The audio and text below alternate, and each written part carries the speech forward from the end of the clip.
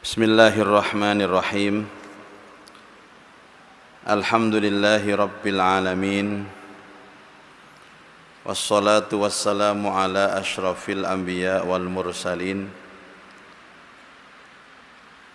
Sayyidina wa maulana Muhammadin wa ala alihi wa sahbihi wat tabi'ina ajma'in. Asyhadu an la ilaha illallah wa asyhadu anna Muhammadan abduhu wa rasuluh. Allahumma salli ala sayyidina Muhammad wa ala alihi wa sahbihi ajma'in. Subhanaka la ilma lana illa ma 'allamtana innaka antal alimul hakim. Rabbi shrah li sadri wa yassir li amri wahlul 'uqdatam min lisani yafqahu qawli, amma ba'du.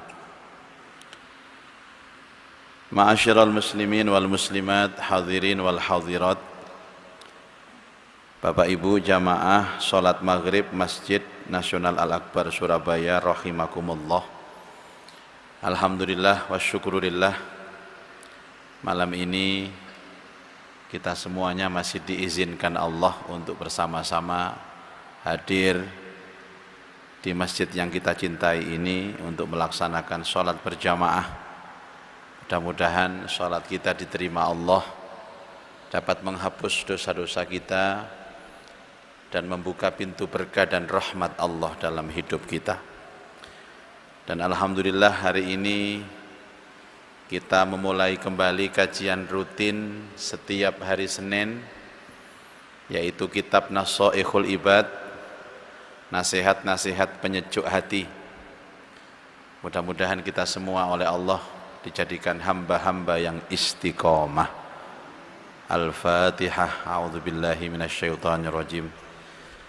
Bismillahirrahmanirrahim. Alhamdulillah rabbil alamin. Rahmanirrahim, maliki yaumiddin, iyyaka na'budu wa iyyaka nasta'in. Shiratal ladzina an'amta 'alaihim ghairil maghdubi 'alaihim waladdallin. Amin. Para jamaah sekalian, kita akan melanjutkan kajian kitab ini dan sampailah kita di maqalah yang ke-17.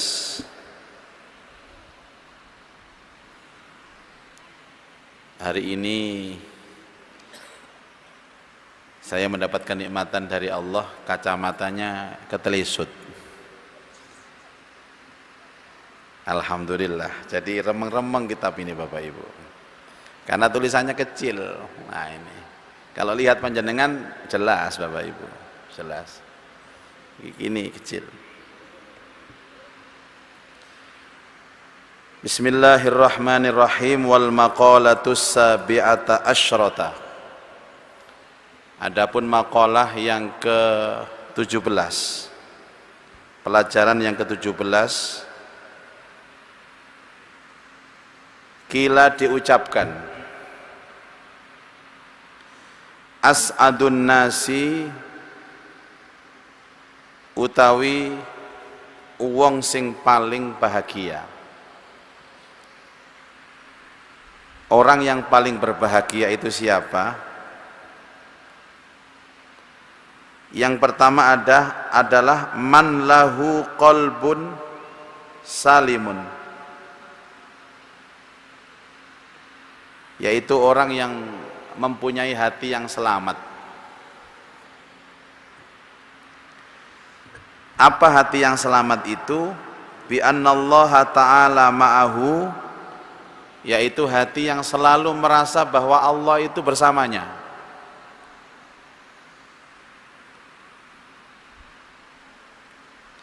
Fi ayyi maudhi'in kana, di dalam setiap keadaan dan dimanapun tempat. Jadi hati susah ada Allah, hati bahagia ada Allah, di waktu sepi hatinya ada Allah, di waktu ramai juga ada Allah. Ini jaminan orang yang bahagia Pak. Jadi orang yang bahagia adalah orang yang hatinya selalu ada Allah. Dulu ketika Rasulullah sallallahu alaihi wasallam dikejar-kejar orang-orang musyrik bersama dengan sahabatnya Sayyidina Abu Bakar, sempat bersembunyi di gunung, namanya Gunung Sur. Di atas Gunung Sur itu ada gua namanya Gua Sur. Rasulullah bersama sahabat Abu Bakar ini tinggal di sana bersama selama 3 hari 3 malam. Kemudian dikejar oleh orang-orang musyrik. Padahal Rasulullah itu berjalan dari rumahnya menuju ke rumah Abu Bakar, janjian, kemudian berjalan sampai naik ke Gunung Sur itu tidak pakai sandal. Untuk apa tidak pakai sandal? Agar tidak meninggalkan jejak kaki. Di samping tidak pakai sandal, jinjit, Pak. Padahal medan untuk naik ke Gua Sur atau Gunung Sur itu sangat nanjak dan terjal. Batu-batu tok, Pak. Enggak jalan halus seperti keramik atau aspal atau paving. Itu batu-batu terjal dan nanjak. Makanya sampai sekarang saya belum pernah naik ke atas itu, Pak. Kalau ke Gua Hira banyak yang sudah naik, tapi Gua Sur nggak ada yang naik. Teman-teman mutawif yang mukim di sana itu saya tanya, Ustadz, apa zaman pernah naik ke Gunung Sur? Nggak pernah, Pak, saya. Kenapa? Medannya nggak kuat saya. Kalau Gua Hira ada terap-terapannya, yang bangun orang Iran sama orang Pakistan. Jadi kayak ada tangga-tangga itu, Pak, naik. Walaupun sama-sama nanjak, tapi Gua Sur ini nggak ada. Jadi kalau naik itu harus lewat batu-batu, Pak. Dan itu harus punya fisik yang kuat. Kalau Indonesia saya jamin nggak kuat. Indonesia nek lunga-lunga langsung digopono napa? Panganan tok ae dibokono. Sangu iki, sangu iku. Sangu ngombe, sangu panganan. Tadi tukang dukur gak sampai tukang dukur, Pak. Tengah-tengah ku wis kuwareken. Balik mudun maneh. Lah Gua Sur ini kan lokasinya hanya kira-kira luasnya itu cukup untuk 2 orang atau 3 orang tinggal di situ. Jadi bukan gua besar, bukan, Pak, itu bongkahan batu. Mungkin kalau ada orang yang mengintip ke dalam itu tahu. Lah di saat Nabi dan Abu Bakar ada di dalam itu, orang-orang musyrik itu bisa melacak mereka. Jadi mereka sudah ada di mulut gua, Pak. Mereka berbincang-bincang, ngobrol-ngobrol, sampai obrolan mereka itu bisa didengarkan oleh Rasulullah dan sahabat Abu Bakar di dalam gua itu. Ya otomatis takut, Pak, Abu Bakar ini. Wah, ini kalau mereka menjumpai kita gimana? Tadi raut wajah Abu Bakar itu takut sekali. Akhirnya Nabi tanya, ada apa Abu Bakar? Saya takut ya Rasulullah. Takut kenapa? Ini orang-orang musyrik kan sudah di atas gua ini. Suara mereka ngobrol aja kedengaran dari dalam gua. Nanti jangan-jangan kalau mereka mengetahui kita ada di dalam gua ini kan kita dibunuh, Nabi. Nek kula mati mboten masalah, jenengan iki lho. Bagaimana cara Rasulullah menghibur Abu Bakar? Beliau mengatakan, Abu Bakar, apa pendapatmu kalau sekarang kita ini berdua di dalam goa ini, maka yang ketiga adalah Allah. La tahzan, innallaha ma'ana. Jangan takut, jangan khawatir, sesungguhnya Allah bersama kita. Jadi bahasa yang bisa menenangkan Abu Bakar dari ketakutan itu adalah jangan takut, Allah bersama kita. Makanya dikatakan orang yang hatinya senang dan bahagia adalah orang yang hatinya selalu ada Allah di setiap saat, di setiap waktu, dalam kondisi apapun, di hatinya ada Allah.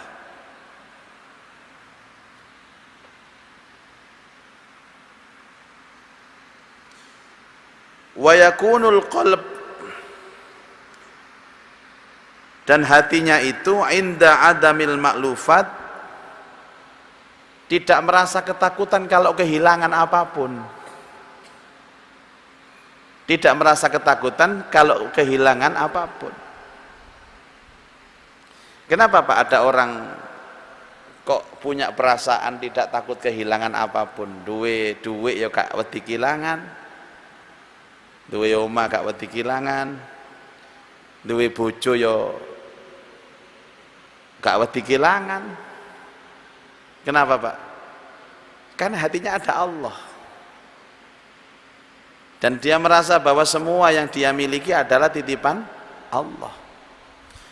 Loh Pak, ngeten iki sawangane gampang ngomong kaya ngeten. Tapi nek kehilangan temenan yo gelo yo kan. Kenapa Pak? Karena kula latihan. Mestinya hal-hal seperti ini dilatih terus. Bagaimana latihannya? Panjenengan nanti kehilangan apa betul? Nanti nggih. Anggar kehilangan ya Allah nggih pun mau njenengi kadan jenengan ya Allah nggih kersane pun. Jadi sekecil apapun kehilangan, coba ya Allah memang ini titipanmu. Dan ini engkau ambil titipannya. Ada lagi kehilangan, ini titipanmu ya Allah. Kehilangan ini titipan. Enak Bapak Ibu. Tapi nek mboten latihan nggih susah Pak. Seolah-olah semua ini miliknya. Kuwabe niki miliknya. Jadi kalau kehilangan susah dia. Sampai nek kepengin gak susah nek kehilangan ya apa carane? Ojo duwe barang, Pak. Wis. Sampai nek kepengin gak kehilangan sandal nang masjid, gampang solusine. Nang masjid ojo sandalan. Kena toh? Nek gak kepengin kehilangan bojo, solusine ya ojo rabi. Makanya begini, setiap kita mendapatkan sesuatu, fikirkan kita kehilangan sesuatu. Saged mikir ngoten, Pak. Nggih dilatih. Padha-padha latihan niku lho dhewe ya latihan, Pak. Mulane kenapa kita diajarkan oleh Allah hidup sederhana? Napa maksudnya, Pak, sederhana niku? Duwe yo tapi ojo nemen apik-apike ngoten lho. Tuku sepeda motor wis biasa-biasa, Pak. Sing bekas mawon enak Pak. Tahun-tahun 80 niku lho murah-murah bekas. Ada di gas iku kenal poti iso wireng keluke niku lho. Munine pret ngoten niku. Sampeyan gawe nang Masjid Al Akbar niku salat jamaah khusuk sampean. Gak usah dikunci setir, dikledakno sare wit-witan khusuk sampean. Khusuk. Gak kepikiran blas. Niku solusine. Nah, sampean tuku sepeda motor wanyar, apik, metik, regane 30 juta. Di kawanang masjid ya Allah, yakin gak khusuk sampean. Kadang-kadang gak gelem sop ngarep dhewe, sop mburi dhewe, jejer sepeda motore. Balik ditole ae. Sik ana ta sepedaku iki. Kula balik ngeten lho Pak. Sampeyan niku nek ndawe napa barang napa mawon digawa nang masjid. Siap-siap sedekah. Wis siap-siap sedekah. Kan ada hadis yang mengatakan Allah melaknat orang yang mengumumkan barang hilang di masjid. Jadi kula bal-bal eling-elingaken. Kalau ada barang hilang tidak boleh diumumkan. Kecuali ditaruh di satpam sana, digekno loker, misalnya kontak dicendelno, arloji cendelno, handphone cendelno. Jangan di dalam masjid, mboten angsal. Takmir pengumuman bagi yang kehilangan ndak boleh Pak, itu ndak boleh. Artinya semua yang sudah dibawa ke masjid itu niatkan sedekah. Sama nggawa sandal nang masjid hilang niat sedekah. Adek nggawa handphone nang jero masjid hilang ya sedekah. Nggawa bojo nang masjid hilang ya niatno. Aman krungu marang tua sampean dipecat sampean.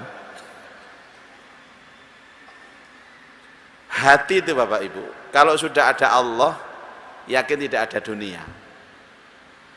Tapi kalau sudah ada dunia, yakin tidak ada Allah. Jadi Allah dan dunia itu seperti air dan minyak. Orang itu kalau sudah hatinya ada Allah Bapak Ibu, tidak ada dunia di hatinya. Apakah orang yang tidak berpikir dunia kemudian tidak mendapatkan dunia? Boten. Dulu ada sahabat itu yang selalu minta miskin kepada Allah Pak. Jenenge Abdurrahman bin Auf niku njaluk melarat tok. Nek salat iku mesti njaluk melarat. Tapi bagaimana? Apakah kemudian dijadikan Allah melarat? Enggak, malah soge Pak. Si jambi awak-awan kan, mesti njaluk soge tapi kan ya siap melarat. Ayo ditiru Pak, ya apa? Wani ya engko. Salat Isya njaluk melarat, wani ya? Iya nih Abdurrahman bin Auf, aku njaluk melarat ditemeni ambek Allah engko.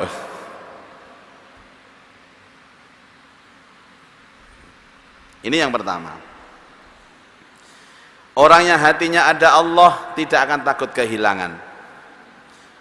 Penyebab susah yang pertama itu adalah takut kehilangan. Enten konco manggon teng ngene Geraha Family Surabaya Barat mriko. Geraha Family niku perumahan elit. Kan ada perumahan elit, ada perumahan alit. Lah jamaah niki angger tumbas sepeda motor mesti hilang. 3 wulan hilang. Setahun hilang. Mboten umur lah Pak. Akhirnya satu ketika beli sepeda motor baru, kula diundang ngajak arek-arek santri niku khataman Quran, istighosah, zikir.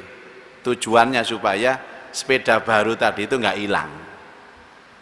Alhamdulillah, kula diundang mriko. Malam istighosah zikir, isuke ilang sepeda. Astagfirullah. Wong biasa gadek zikir, gadek istighosah lho Pak. 3 wulan 4 wulan ilangi. Tambah dikek zikir sedina wis ilang.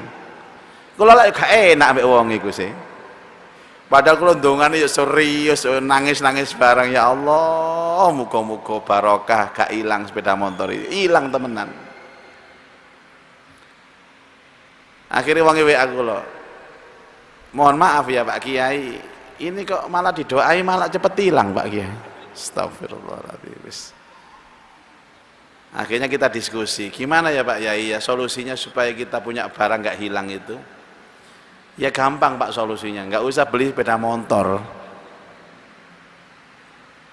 Makanya orang-orang yang tidak punya apa-apa dalam harta, tapi dia punya iman Pak, hidupnya cenderung tenang. Turun nang masjid kadang-kadang esuk-esuk niku lho nemone jamaah turun nang masjid sok ngloendang ngeten. Ngorok gak karu-karuan. Padahal liyane wis nyambut gawe nang gone pabrik nang kantor jam 09.00 sok ngelendang nang pojokan ngene. Wonge lewemu ngoten. Ngorok tuh. Tak delok enake lak wong iki. Tibake pengangguran wong iki. Enak anjane gak duwe beban. Terus nanti kepanggih kula ngeten iki, Pak, sampean niki kerja teng pundi jam-jam 09.00 kok senang masjid ae. Kula niki mboten kerja, Ustaz. Lah terus anak bojo sampean, nah bojo kula minggat pun mboten kula reken. Ati kula niki jenan glondang, ayem ati kula.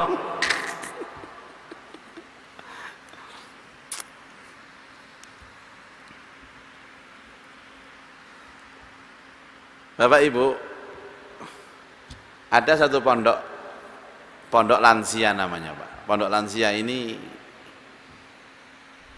biasanya banyak santri itu pensiunan direktur yang di sana Pak. Direktur PT ini PT banyak di sana. Rata-rata itu pensiunan. Dan rata-rata mereka ini ya stres, setelah pensiun stres. Karena pernah mendapatkan fasilitas kemudian hilang fasilitas itu. Jadi stres Pak. Sing kuat nggih, sik kuat tapi mboten kuat nggih, stres. Kenapa demikian? Karena mereka itu seringkali merasakan enak, hidupnya enak. Makanya kan kita ini dilatih sama Allah, Pak ya. Boleh makan enak tapi sesekali puasa. Boleh tidur di kasur yang empuk, yang enak, di kamar yang dingin AC-nya, tapi sesekali tahajud. Jadi seperti puasa, tahajud ini kan terapi supaya kita nggak terlalu terlena dengan nikmat itu. Karena kalau sudah terlena, Pak,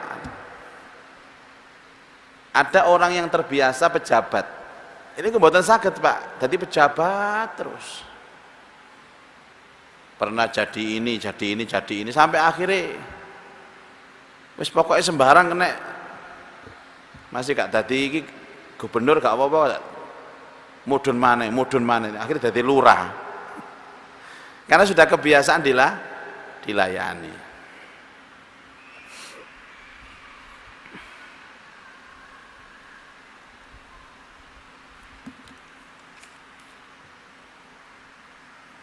Ini yang pertama.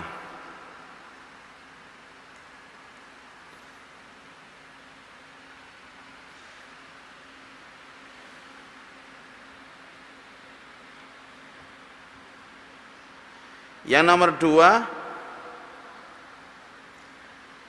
wa badanan sabira.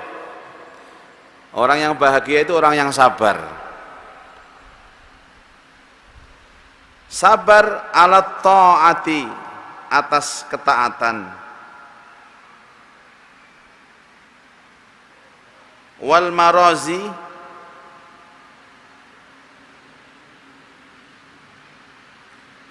dan sabar atas kehilangan, tadi sudah disebutkan. Bapak Ibu jangan meremehkan orang-orang istiqomah jamaah, istiqomah ngaji begini, Pak. Ini kan melatih sabar ya, Pak ya. Sholat, menunggu isya, itu orang bahagia semua. Saya melihat orang-orang yang istiqomah di dalam ibadah ini, orang-orang yang diberikan kebahagiaan. Karena ketaatan ini kan butuh sabar. Sering saya sampaikan, orang bisa tahajud, mampu tahajud, ringan tahajud itu kalau sekali, Pak. Tapi kalau terus menerus itu perlu sabar. Ngaji perlu sabar. Poso perlu sabar. Dan orang-orang itu kalau bersabar di dalam ketaatan seperti ini, yakin hatinya bahagia. Yakin hatinya bahagia.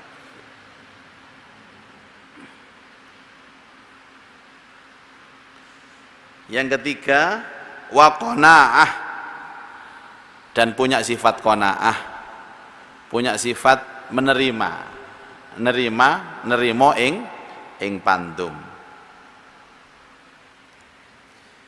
Airido bima filiat, dia rela dengan apa yang ia dapatkan dengan tangannya. Min kismatillahi ta'ala, dari pembagian Allah Ta'ala. Wa yakunul qalb inda adamil ma'luf, dan hatinya benar-benar terkondisi. Nerimo, Bapak Ibu, nerimo.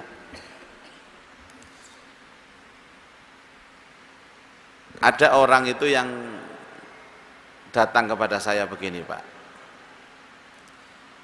Jadi dia ini punya perusahaan, kemudian perusahaannya bangkrut. Asetnya kemudian terjual semua. Yang dulunya kaya raya, dia jadi fakir miskin. Terus dia datang kepada kiai-kiai, ulama-ulama, njaluk ijazah, njaluk amalan. Ono sing dikai amalan poso, salat duha, maca waqiah, baca asmaul husna, ya Razzaq ping 1000. Ternyata sudah diamalkan sampai setahun, belum juga bisa mendongkrak dan mengembalikan ekonominya. Akhirnya datang kepada saya, ya napa niki Kiai? Walaupun ngamal niki, tapi sik dereng berhasil. Usaha saya masih bangkrut. Saya punya aset hilang semua. Terus kalau takon ngeten, kira-kira aset sampean sekarang yang tersisa itu apa Pak? Enggak ada. Ini sudah saya jual, ini saya jual. Belas Pak, belas. Kalau saya kok nggak yakin kalau aset sampean itu hilang semua, pasti ada sisa-sisanya. Mboten enten. Sik tak takoni sampean. Sampean iku duwe enggak? Duwe sing tau disile ambek kanca sampean. Kaget deh. Maksudku napa? Jadi uang sampean yang pernah dipinjam orang. Kata. Tapi mboten dibalikaken ya. Itu jenenge aset. Ngoten nggih? Nggih. Lah ya napa carane masuk kula tagih, balak-balik kula tagih mboten enten sing nyaur. Kira-kira berapa kira-kira utang yang uang sampean yang diutang uang niku? Nggih lebih sak miliar ya. Wong enten sing utang 200 juta, 200 juta, enten sing 100 juta macam-macam. Berarti sebenarnya ada harapan bangkit. Cuman pintu untuk bangkit itu sekarang masih ditutup sama Allah. Nah nggih niku kula mriki tujuan kula nggih mriku ya napa carane dibuka ambek Allah pintunya niki. Napa sing sampeyan amalaken? Nggih sampun sedaya poso sunnah, tahajud, sing jenenge duha niku tiap pagi kula duha. Waqiah tiap malam 3 kali. Dalam hati saya sajane wis cukup wong iki. Nah, akhirnya tak kais niki senjata pamungkas sampean Pak. Senjata pamungkas sampean. Amalan-amalan yang sudah diamalkan lanjutkan.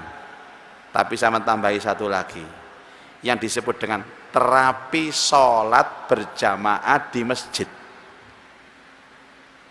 Selama 40 hari 40 malam tanpa putus satu waktu pun. Apa bisa mendongkrak? Ustalah, bismillah. Tapi nggak boleh putus loh ya. Dalam rentan waktu 40 hari 40 malam tidak boleh putus. Ini ada putus, ulang dari awal. Siap. Tapi nggih abot ya. Yo makane abot iku engko iso buka. Nek enteng lah ya apa makane swarga niku amalan kudu abot-abot. Baru oleh swarga. Nek enteng ya gak oleh swarga sampean. Ya oleh kipas angin ngono ae. Sudah lakukan karena saya tidak bisa memberi ijazah lain. Duha mari, waqiah mari, tahajud mari, poso mari. Ini kan semua pembuka pintu rezeki. Kok gak buka-buka kali siji sampean? Terapi jamaah di masjid 5 waktu 40 hari 40 malam. Yang saya maksud ini sampean angger sholat wajib kudu sholat nanggone masjid dan ikut jamaah dengan imam yang resmi. Masjid kan ada imam resmi Pak. Kan ono sih jamaah nang masjid tapi gak resmi. Telat ngoten lho, gawe jamaah dhewe. Ndak sah itu. Ikut resmi. Pun. Siap. Akhirnya dia melakukan itu Bapak Ibu. 1-2 hari lulus, 3 hari 1-2 minggu lulus. Sampai hitungan ke 37 Pak. Wis meh 40 dina. Dadak dia itu pas mau maghrib ditamoni ambek koncone, "Mas, iki ono tender gede Mas." Nilai ini puluhan miliar iki kok. Terus diembatin, ini ceritanya dia kepada saya Pak, waktu ketemu berikutnya itu. Lah yo, jare Pak Muzaki 40 dino, kok 37 wis oleh tender aku. Mosok lebih cepat dari perjanjian. Padahal tender itu ujian Pak. Ujian. Padahal 99% kalau dia itu ikut itu oleh duit miliaran. Tapi dia harus meninggalkan sholat maghrib berjamaah nih Pak. Dia lupa kalau 40 hari Pak. Ya wis, paling mungkin ya Allah Ta'ala itu maha sayang sama saya sehingga gak sampai 40 dina wis dikai tender iki. Ayo budal, kelalen, kehilangan satu sholat, tendernya gagal di depan mata itu sudah. Terus dia sadar, ya Allah kurang 3 dina sih Anda. Baleni dari awal. Ya seperti mengawali itu Pak. Yang kedua ini juga gagal ceritanya. Baru yang ketiga Bapak Ibu, sudah hari yang ke-40 lulus dia. tapi tidak ada apa-apa, nggak ada yang telepon, tidak ada yang ngajak, nggak ada begini. Tapi hari berikutnya dia diajak, dan singkat cerita Allah mengembalikan semua hartanya. Dengan cara apa? Sing ngutang-ngutang lho Pak, moro kabeh nyaur Pak. Katanya sampai 2 miliar apa 3 miliar gitu untuk modal dia usaha bangkit kembali. Suatu ketika saya pas ada acara di daerah Girilaya sana Pak. Girilaya itu dulu tempat pesantren putri itu loh Pak. Doli. Saya ceramah subuh di sana, orang ini datang. Memang saya di Uber dicari. Setelah ngaji subuh, terus beliau ini datang ngasih saya amplop warna coklat tebel begini Pak. Ini Pak Yai, zakat saya, maksudnya bagi hasil saya dengan sampean, bukan zakat, bagi hasil. Loh bagi hasil apa Pak? Sampean kan dulu ngasih saya tip terapi sholat jamaah di masjid itu. Saya sudah sukses, saya berhasil, aset saya sudah hampir kembali, tapi nggak semua, belum, proses. Yang jelas orang-orang yang pernah utang saya itu nyaur kabeh. Nah sebagian rezeki saya sama tak kayak bagian ngono Pak. Enak Pak nggih. Ya Allah. Ini luar biasa. Makanya jangan bilang kalau urusan ibadah ini tidak ada efek terhadap regulasi ekonomi, semuanya berefek Pak. Tapi memang ada yang cepat, ada yang lambat. Nah orang Qanaah itu nyantai Bapak Ibu.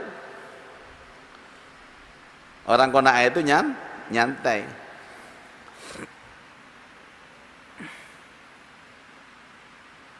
Seperti kami Bapak Ibu sekalian. Jadi kami ini kan oleh Allah dikondisikan seperti ini Pak. Jadi kadang-kadang dimintai tolong orang, dimintai tolong macam-macam. Ada yang nyuruh ini, nyuruh itu. Ada yang nyuruh ceramah, ya tak tekani ceramah. Kadang nyuruh maca Quran, tak tekani. Lengkap saya ini Pak. Kok umpama nih buka brosur, buka ngoten, menyiapkan, melayani undangan ceramah, melayani undangan mimpin tahlil. Ya gak pantes Pak, masuk ono kartu nama ngoten. Terakhir melayani talqin mati. Jadi sampean besok ate mati sampean ngundang kula Pak, tak talqin. Dan tidak boleh membeda-bedakan. Siapa yang pertama kali ngundang ya sudah itu. Dan kita tidak pernah tahu Pak, pulang dapat apa juga nggak tahu. Katanya njaluk ya gak oleh. Itu menjadi kode etik. Suatu ketika Bapak Ibu sekalian, ini cerita lama sebenarnya. Ini masalah qanaah tadi loh. Qanaah itu kan bikin hati yang tenang. Ada jamaah itu rumahnya daerah Karangtembok sana, Surabaya Utara. Dia termasuk bloknya blok M Pak. Apa blok M itu? Blok Madura. Jadi sak kampung itu Madura tok, gange cuwilik ngeten omahe. Jangankan mobil, sepeda motor ndak bisa masuk. Saking cilike gang. Itu kepingin ngundang pengajian. Ngundang pengajian. Dan saya tahu lokasinya kecil, rumahnya kecil Pak. Nyuwun tolong Yai, pokoknya jenengan teng griya kula nggih. Kula kepingin ngundang sampean. Nggih pun Pak. Kemudian orangnya pulang dari rumah. Terus ada satu yang datang Pak. Yang datang ini dulu ajudannya gubernur. Gubernur yang dulu Pak Aba Imam Utomo itu datang ke rumah. Katanya ajudan, waktu beliau masih menjabat gubernur. Pak Yai, ini pesannya Pak Imam, Pak Yai diminta untuk ceramah di hari, tanggal dan jam yang sama dengan orang yang sing gange sempit mau ngundang. Terus kula ngomong ngeten, maaf Pak, kula mboten saged, kula kesarengan. Bojoku ngrungokno teko mburi Pak. Sampeyan iki ya apa sih? Wong diundang gubernur kok gak gelem ku ya apa? Bukannya gak gelem aku ana sing ngundang dhisik gak oleh ngene iku. Wis gubernur ae. Metu sungute wong wedok, Pak. Aku gak gelem. Dikandani gak percaya. Ini sampai mecucu ngoten niku, Pak. Akhirnya ajudan ini juga pergi. Kula lebih memilih jamaah sing awal niku wau. Wis prinsip kula gampang, rezeki wis diatur ambek Allah. Saya yakin Allah juga akan memberikan yang terbaik. Kula mriko Pak, alhamdulillah teng jamaah sing niku lho Pak. Alhamdulillah Pak, mulya gak digawani apa-apa. Belas. Iki koyo apa nek kepethuk bojoku iki. Kula niki buwe ngono Pak, sepeda motor gemeter ngene tangan kula niki gemeter goyang ngeten iki. Sampai di rumah, pintu rumah itu bojoku wis ngenteni ruang tamu. Dikandani gak ngandel. Saya bilang wis talami, engko lak ana gantine sih, gak iso. Kandani kok. Coba milih gubernur lah enak sampean. Ya ngono. Dia belum mingkem, belum mandek bicara. Ada telepon Mbak saya. Ada telepon dari seorang direktur bank di Surabaya. Pak Yai, saya minta tolong betul. Ada apa Pak? Ini saya mengadakan pengajian di bank saya. Yang ceramahnya kecelakaan Pak Yai. Tidak bisa datang. Pak Yai sekarang bisa nggak? Oh bisa Pak, langsung bojoku saya ngomel tak tinggal sampai aku wis. Nanti Pak, wis meneng wae. Dari bank ini Pak saya digawani sembarang kalir semua langsung mulai tak brokno bojoku iki lho gantine teko Allah iki lho. Meneng ae. Aku sepurane sing akeh ya, suudon nang sampean. Preketek ta bareng. Ndak mungkin keliru Pak. Wis ta lah sampean lapo bengong-bengong iku. Sudah.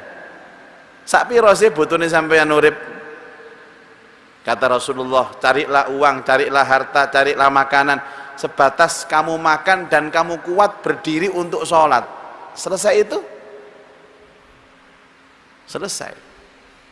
Lah banyak orang tertipu Pak. Tertipunya dengan apa? Dengan angka. Saya kemarin dimintai tolong sama kawan, itu transfer uang. Angkanya 500 juta Pak. Tapi saya transfer itu tidak tahu uangnya. Saya transfer itu angkanya.